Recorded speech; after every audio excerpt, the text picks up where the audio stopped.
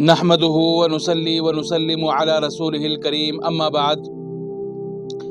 آج انشاءاللہ بخاری شریف کا درس ہوگا اور حدیث نمبر 5 اس کا ترجمہ ہوگا اور اس کی تشریح ہوگی۔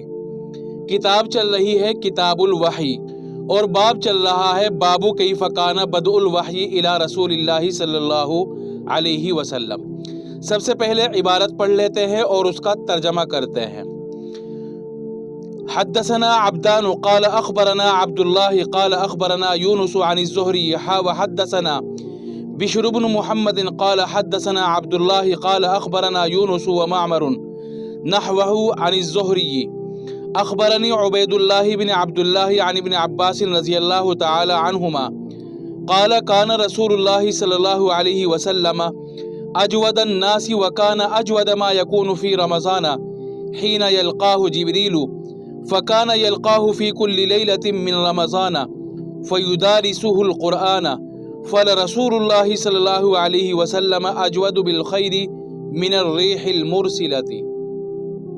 یہ ہو گئی عبارت، اب اس کا ترجمہ دیکھتے ہیں۔ ہم کو بیان کیا عبدان نے، انہوں نے فرمایا کہ ہم کو خبر دی، عبداللہ نے انہوں نے فرمایا کہ ہم کو خبر دی، یونس نے زہری سے نقل کرتے ہوئے، اور ہم کو بیان کیا بشر بن محمد نے، انہوں نے فرمایا کہ ہم کو بیان کیا عبداللہ نے، انہوں نے فرمایا کہ ہم کو خبر دی یونس اور معمر نے زہری سے انہی جیسا نقل کرتے ہوئے۔ اخبرنی، انہوں نے مجھ کو خبر دی عبید اللہ ابن عبداللہ نے عبداللہ ابن عباس سے نقل کرتے ہوئے۔ عبداللہ ابن عباس نے فرمایا کان رسول اللہ صلی اللہ علیہ وسلم اجود الناس، رسول اللہ صلی اللہ علیہ وسلم لوگوں میں سب سے زیادہ سخی ہے۔ وکان اجود ما یکون فی رمضان حین یلقاہ جبریل، اور حضور اکرم صلی اللہ علیہ وسلم رمضان میں اس وقت سب سے زیادہ سخی ہوتے تھے جب حضرت جبرائیل حضور سے ملاقات فرماتے۔ فکان یلقاہ فی کل لیلۃ من رمضان، تو حضرت جبرائیل حضور سے رمضان کی ہر رات میں ملاقات کرتے۔ فیدارسہ القرآن، پھر حضرت جبرائیل حضور کے ساتھ قرآن کا دور کرتے۔ فلرسول اللہ صلی اللہ علیہ وسلم اجود بالخیر من الریح المرسلۃ، تو رسول اللہ صلی اللہ علیہ وسلم بھلائی پہنچانے میں ٹھنڈی ہوا سے بھی زیادہ سخی ہے۔ ریح المرسلہ، ٹھنڈی ہوا۔ یہ ہو گیا اس حدیث کی عبارت اور اس کا ترجمہ ہو گیا۔ اب اس کے مفہوم کی طرف آتے ہیں۔ اس حدیث کا خلاصہ کیا ہے یہ سن لیتے ہیں۔ یہ حدیث ابن عباس رضی اللہ تعالیٰ عنہما سے منقول ہے، اور کتب احادیث میں کہیں بھی ابن عباس آتا ہے تو اس سے مراد عبداللہ ابن عباس ہوتے ہیں۔ ویسے حضرت عباس کے اور بھی بیٹے تھے، لیکن عبداللہ ابن عباس ہی مراد ہوتے ہیں ابن عباس سے، کیونکہ اصول یہ ہے کہ مطلق جب بھی بولا جائے گا تو اس سے اس کا فرد کامل مراد ہوگا۔ تو ابن عباس کا اگرچہ ترجمہ یہ ہے حضرت عباس کے بیٹے، تو ان سارے بیٹوں میں سے عبداللہ ہی مراد ہوں گے، کیونکہ وہی کامل ہے، وہی سب سے زیادہ عالم بالقرآن ہے۔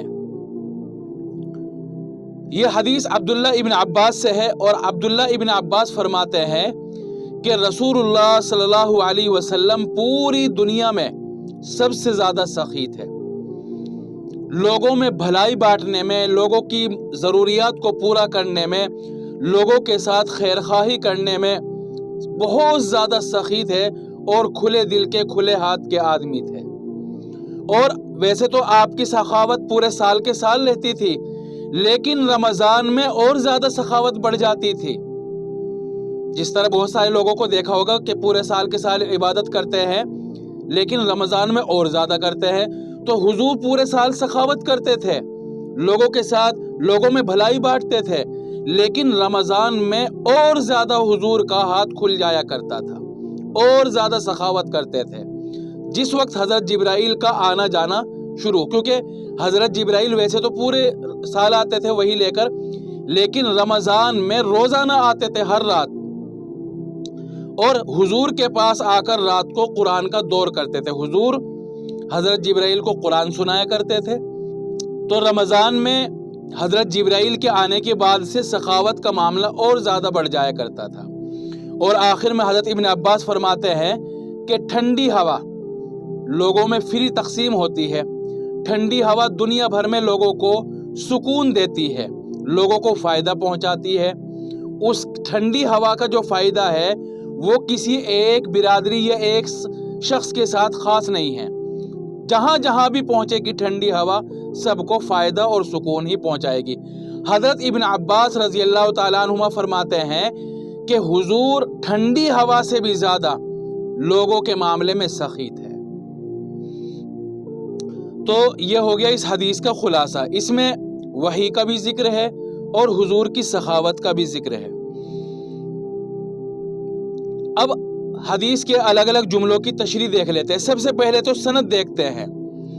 یہاں حدیث میں آپ نے غور کیا ہوگا سند میں درمیان میں ایک آیا ہے ہا لفظ آیا ہے اخبرنا یونس عن الزہری وحدثنا. اس ہا کے بارے میں پہلے بتلا چکا ہوں. یہ ہا تحویل کا ہا ہے. تحویل کے بارے میں تفصیل سے وہاں بتلا چکا ہوں. حدیث نمبر غالباً دوسری یا تیسری ہے وہ حدیث نمبر 3. حدیث نمبر 3 کے آخر میں آیا تھا قال ابن شہاب. تو یہ تحویل تھا. تو وہاں تحویل کی تقسیم اور تحویل کی تفصیل وہ میں نے بتلا دی تھی. بخاری شریف میں لفظ ہا جہاں بھی آتا ہے بلکہ کتب احادیث میں کہیں بھی لفظ ہا آتا ہے تو وہ تحویل کے لیے آتا ہے. مسلم شریف میں تو جگہ جگہ تحویل ہے، جگہ جگہ یہ ہا آئی ہے. اور بخاری شریف میں مسلم شریف کے مقابلے میں کم آئی ہے. تو یہ ہا کیسی ہے ایک دفعہ پھر میں مختصر طور پر بتلا دیتا ہوں. ہا یہ جو آتی ہے نا یہ تحویل کی ہا ہے. اور یہ کس لیے آتی ہے جب ایک سے زیادہ سند کو مصنف ذکر کرتا ہے تو کئی سندوں کو ذکر کرنے کے لیے اور اکٹھا کرنے کے لیے ہا لاتے ہیں. کیسے؟ اب ایک حدیث کئی سندوں سے امام بخاری کے پاس پہنچی یا کسی بھی مصنف کے پاس پہنچی. اب اگر اس حدیث کو الگ الگ سند کے ساتھ لکھیں گے یا بیان کریں گے تو یہ تو معاملہ لمبا ہو جائے گا، کتاب لمبی ہو جائے گی. حدیث ایک ہے، سند اس کی الگ الگ ہے. اب مصنفین اور امام بخاری کیا کرتے ہیں کہ حدیث ایک لے آتے ہیں اور اس کی سند کو آپس میں جوڑ دیتے ہیں. جو ساری سندیں ہیں جتنی سند کے واسطے سے یہ حدیث مصنف تک پہنچی، امام بخاری تک پہنچی، 2 سندوں سے، 3 سندوں سے، 4 سندوں سے اور 5 سندوں سے، تو ساری سندوں کو ایک ساتھ ذکر کر کے اس کے بعد ایک حدیث ذکر کر دیتے ہیں. الگ الگ ذکر کریں گے تو کتاب لمبی ہو جائے گی، حدیث لمبی ہو جائے گی اور سمجھنے سمجھانے میں بھی دشواری ہوگی. تو کیا کرتے ہیں کہ حدیث ایک لائے اور اس کے ساتھ ساری سندوں کو جوڑ دیا. اس کا فائدہ کیا ہوگا؟ اس کا فائدہ کیا ہوتا ہے؟ مصنفین ایسا کیوں کرتے ہیں؟ تحویل کیوں لاتے ہیں؟ اس کے بہت سارے فائدے ہیں، میں نے پہلے بھی ذکر کیے تھے. ایک تو اس حدیث کو تقویت دینا کہ دیکھو یہ حدیث ایک ہی سند سے ہمیں نہیں پہنچی ہے بلکہ کئی سندوں سے ہمیں پہنچی ہے. اور جب ایک حدیث کئی سندوں سے پہنچتی ہے تو اس کے اندر مزید پختگی آ جاتی ہے. ایک فائدہ تو اس کا یہ ہے. دوسرا فائدہ تحویل کا ہوتا ہے مصنف اپنے اساتذہ کا تعارف کرانا چاہتے ہیں. دیکھو ہمیں اس استاد سے یہ حدیث پہنچی ہے اور یہی حدیث اس استاد سے بھی پہنچی، ہم نے یہ حدیث اس تیسرے والے استاد سے بھی سنی. تو اپنے مختلف اساتذہ کا تعارف کرانا بھی مقصد ہوتا ہے.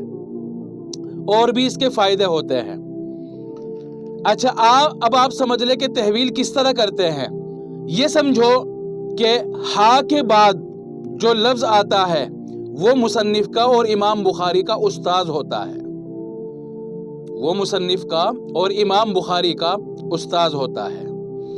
جہاں تک سند ایک ہوتی ہے وہاں تک تو دونوں کو ایک ساتھ ذکر کرتے ہیں اور جہاں الگ الگ ہوتی ہے تو وہاں الگ الگ ذکر کرتے ہیں. میں آپ کو مثال سے سمجھا بھی دوں گا. اچھا تحویل 2 طرح کی ہوتی ہے. تحویل 2 طرح کی ہوتی ہے. ایک تو یہ ہوتی ہے کہ سند کا اول حصہ ایک دوسرے سے مل رہا ہے اور آخر کا حصہ مختلف ہے. دوسرا طریقہ تحویل کا یہ ہوتا ہے کہ اول حصہ الگ ہے اور آخر کا مل رہا ہے. اکثر یہی دوسری صورت ہوتی ہے اور یہاں بھی یہی صورت ہے. تو یہ ہو گئی حدیث میں تحویل، اور میں نے سمجھا دیا پوری تفصیل کے ساتھ. میں نے بتلا دیا کہ حدیث نمبر 3 میں قال ابن شہاب سے میں نے اس کو سمجھایا تھا. یہاں بھی میں نے مختصر طور پر بتلا دیا. تو خلاصہ یہ ہے کہ یہ حدیث میں جو ہا آتا ہے جگہ جگہ، یہ تحویل کا ہا آتا ہے اور یہ مختلف سندوں کو جوڑنے کے لیے آتا ہے. اچھا، ایک بات اور یہاں یہ رہ گئی ہے کہ حدیث میں تحویل آتی ہے. یہاں تحویل ہے اور مصنف نے 2 سندوں کو جوڑ دیا. جب آگے حدیث آئے گی، متن آئے گا، تو وہ الفاظ کون سی سند کے ہوتے ہیں؟ یہاں یہ سوال ہے. پہلی سند کے ہوتے ہیں یا دوسری سند کے ہوتے ہیں؟ تو دیکھو، عام محدثین کا طرز تو یہ ہے کہ جب مختلف سندوں کو ذکر کرتے ہیں تو ان میں سے جو عالی سند ہوتی ہے اس کے الفاظ کو بعد میں ذکر کرتے ہیں. لیکن امام بخاری اکثر کیا کرتے ہیں کہ جو دوسرے والی سند ہوتی ہے اس کے الفاظ کو ذکر کرتے ہیں. اکثر، کبھی کبھی ایسا بھی ہوتا ہے کہ پہلے والی سند کے الفاظ ذکر کر دیں گے، لیکن اکثر کیسا ہوگا کہ دوسرے والی سند کے الفاظ کو ذکر کریں گے. تو یہاں 2 سندیں ہو گئی. تو امام بخاری جو الفاظ لا رہے ہیں آگے متن کے، تو یہ بشر ابن محمد والی الفاظ ہے. بات آ گئی سمجھ میں؟ امام بخاری کا دستور اور اصول کیا ہے کہ وہ 2 سندوں کو جب ذکر کرتے ہیں تو اکثر دوسری سند کے الفاظ لاتے ہیں، اس کے متن کو لاتے ہیں. یہاں بھی ایسا ہی ہوا ہے. یہ ہو گئی سند کے تعلق سے بات. اب آ جائیے متن حدیث پر. قال کان رسول اللہ صلی اللہ علیہ وسلم اجود الناس. اجودہ یہ منسوب ہے کانا کی خبر ہونے کی وجہ سے. حضرت ابن عباس رضی اللہ تعالیٰ عنہما فرماتے ہیں کہ رسول اللہ صلی اللہ علیہ وسلم لوگوں میں سب سے زیادہ سخیت ہے. اچھا، یہاں ایک لفظ ہے اجود، یہ جود سے بنا ہے. 2 لفظ استعمال ہوتے ہیں، سخاوت اور جود. دونوں میں تھوڑا سا فرق ہے. اچھا، اس فرق کو سمجھنا بھی ضروری ہے کیونکہ آگے 1-2 سوال آ رہے ہیں. وہ سوال اور جواب اسی تفصیل پر سمجھنا موقوف ہے. جود عام طور سے ہمارے یہاں یہ سمجھا جاتا ہے زیادہ مال خرچ کرنا. زیادہ مال خرچ کرنے کو جود اور سخا کہتے ہیں، حالانکہ ایسا نہیں ہے. جود کی تعریف کیا کی گئی ہے؟ اعطاء لمن ينبغي ما ينبغي. جس آدمی کے لیے جو مناسب ہو وہ دینا، اس کو کہتے ہیں جود. اور سخاوت کسے کہتے ہیں؟ مال تقسیم کرنا. اس کا مطلب یہ ہوا کہ جود کا تعلق صرف مال سے نہیں ہے. جو بھی بھلائی جس آدمی کے لیے مناسب ہے وہ اس کو دے دینا.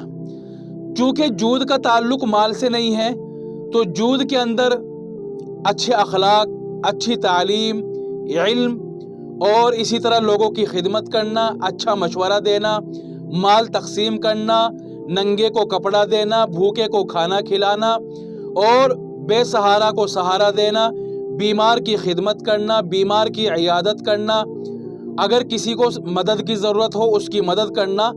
تو خیر کے تعلق سے جو بھی ہم دوسرے کے ساتھ معاملہ کر سکتے ہیں وہ جود کے اندر شامل ہو جائے گا. جود لفظ عام ہے، سخاوت خاص ہے، اس کا تعلق صرف مال سے ہے، مال تقسیم کرنا. اور جود عام ہے، ہر بھلائی اس کے اندر شامل ہے. اس کا مطلب یہ ہوا کہ جود اور سخاوت کے اندر عموم خصوص مطلق کی نسبت ہے. جود عام ہے اور سخاوت خاص ہے. سخاوت جود ہی کا ایک فرد ہے.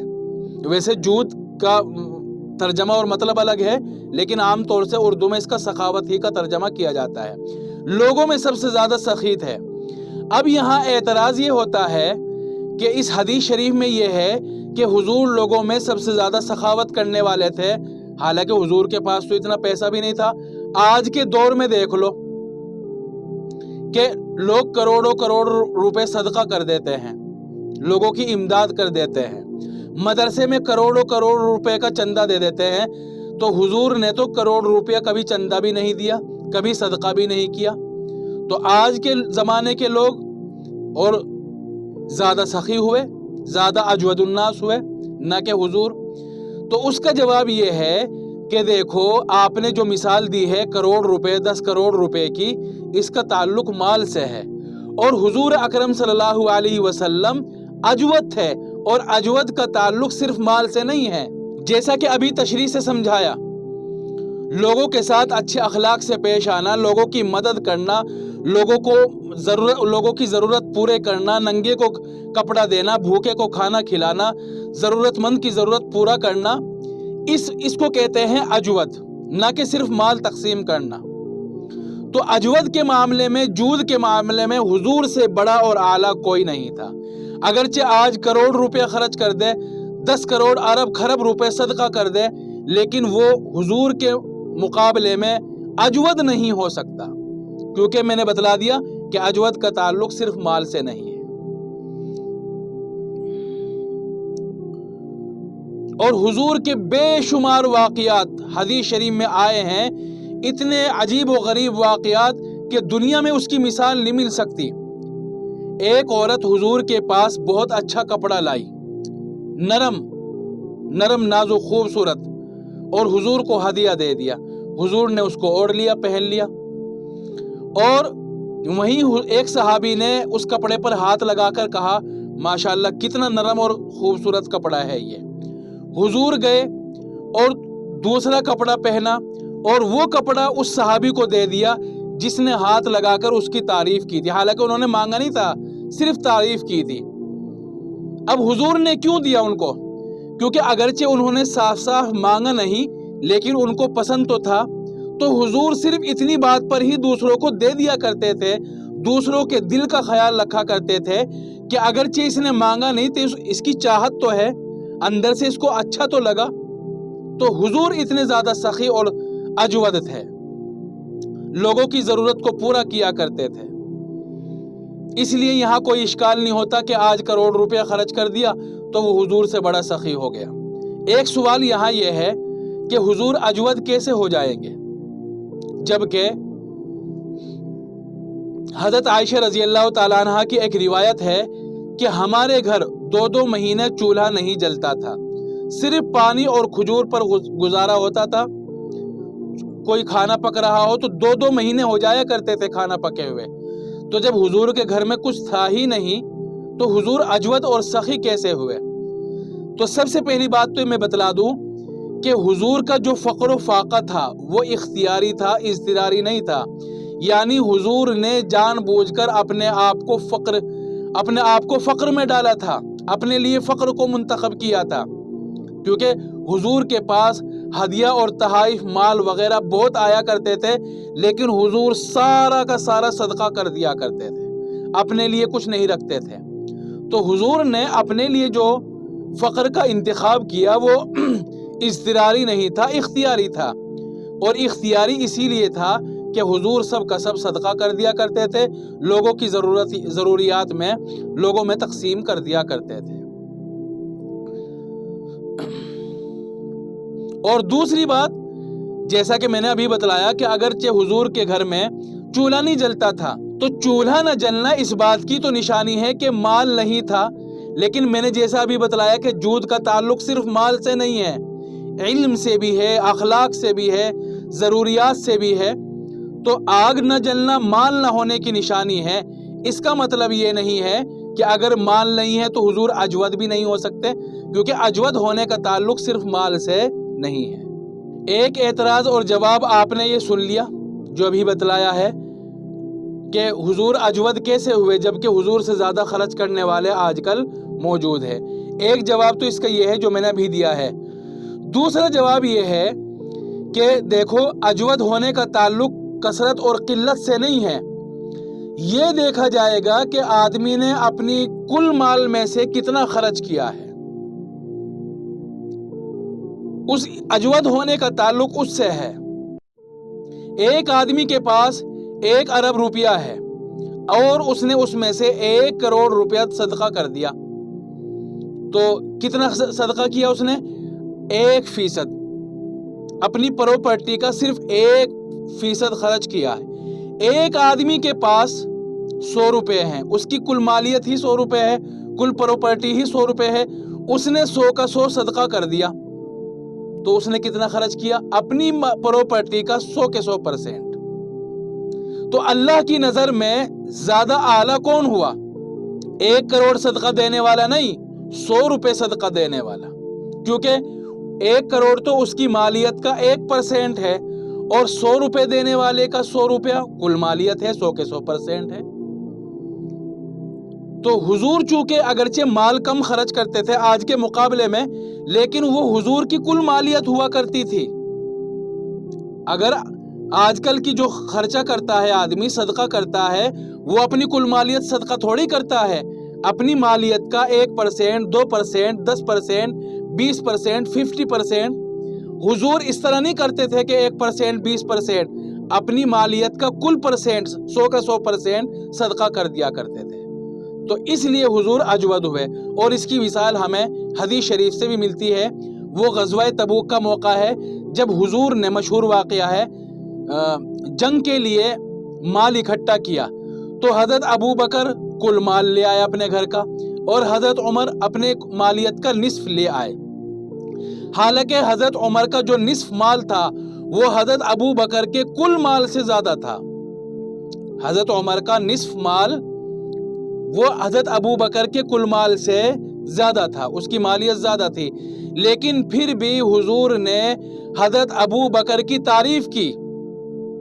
हालांकि माल तो उमर का ज़्यादा था, लेकिन तारीफ अबू बकर की क्यों? क्योंकि अबू बकर का अगरचे गिनती में और मालियत में कम था, लेकिन वो उनकी टोटल प्रॉपर्टी थी। तो अल्लाह के यहाँ कम ज्यादती को नहीं देखा जाता, फीसद को देखा जाता है, और इस मामले में हुजूर से ऊपर कोई नहीं है। इसलिए अब्दुल्ला इब्न अब्बास ने हुजूर के बारे में क्या फरमाया? अजवदन नास। इसलिए एतराज नहीं हो सकता कि आजकल हुजूर से ज्यादा सदका करने वाले लोग मौजूद हैं। वकान अजवद मा यकून फी रमज़ान हीन यल्काहु जिब्रील। हज़रत अब्दुल्ला इब्न अब्बास फरमाते हैं कि वैसे तो हुजूर पूरे साल के साल ही अजवद थे, सखी थे, लेकिन रमज़ान में जब हज़रत जिब्राइल भी हुजूर के पास आते थे, हर रात में आते थे, रमज़ान में और ज़्यादा हुजूर का सखावत का मामला और जूद का मामला बढ़ जाया करता था। एक बात ये बतलाई है अब्दुल्ला इब्न अब्बास ने, फ़काना यल्काहु फ़ी कुल्लि लैलतिन मिन रमज़ान फ़युदारिसुहुल कुरान, कि हज़रत जिब्राइल हुजूर के पास रमज़ान में हर रात में आते और आपस में कुरान का दौर करते। इससे क्या बात मालूम हुई कि रमज़ान में दौर करना कुरान का ये भी सुन्नत है। दूसरी बात ये बात मालूम हुई कि रमज़ान में कुरान करीम के साथ ताल्लुक़ बढ़ा देना और उसकी ज़्यादा से ज़्यादा तिलावत करना, उसमें ज़्यादा से ज़्यादा मशगूल रहना, ये भी सुन्नत है, क्योंकि हुजूर रमज़ान में हज़रत जिब्राइल के साथ दौर किया करते थे। फ़ल रसूलुल्लाह सल्लल्लाहु अलैहि वसल्लम अजवदु बिल खैरि मिन अर्रीहिल मुरसिलति। अब्दुल्ला इब्न अब्बास खुलासे के तौर पर फरमाते हैं कि हुजूर अकरम सल्लल्लाहु अलैहि वसल्लम ठंडी हवा से भी ज़्यादा लोगों के मामले में सखी थे। ये हो गया इस हदीस शरीफ का तर्जमा और उसकी तशरीह हो गई।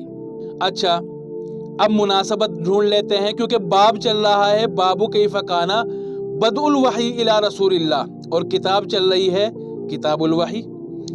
तो किताबुल वही के साथ मुनासबत तो बिल्कुल जाहिर है, क्योंकि इसमें वही का जिक्र है, कुरान का जिक्र है और कुरान वही है। बाब के साथ कैसे मुनासबत होगी? बाब है बाबू बदइल वही, हुजूर पर वही की इब्तिदा कैसे हुई। तो देखो, मुनासबत इस तरह है, बदउल वही, वही की इब्तिदा जब हुई थी तो उसका एक वक्त था और उसकी एक जगह थी। वही की इब्तिदा होने का जो मकान था और उसकी जो जगह थी वो थी गारे हिरा, ठीक है। और वही के इब्तिदा होने का जो वक्त और ज़माना था वो था रमज़ान। मैंने पहले ही बतला दिया था कि हुजूर पर जो वही की इब्तिदा हुई वो रमज़ानुल मुबारक में हुई। तो यहाँ उस रमज़ान का जिक्र है, तो यहाँ बदउल वही, वही के इब्तिदा के ज़मान का जिक्र है, रमज़ान का जिक्र है। تو اس حساب سے بابو کیف کان بدء الوحی الی رسول اللہ سے مناسبت ہو گئی۔ اللہ تعالی ہم سب کو عمل کرنے کی توفیق عطا فرمائے۔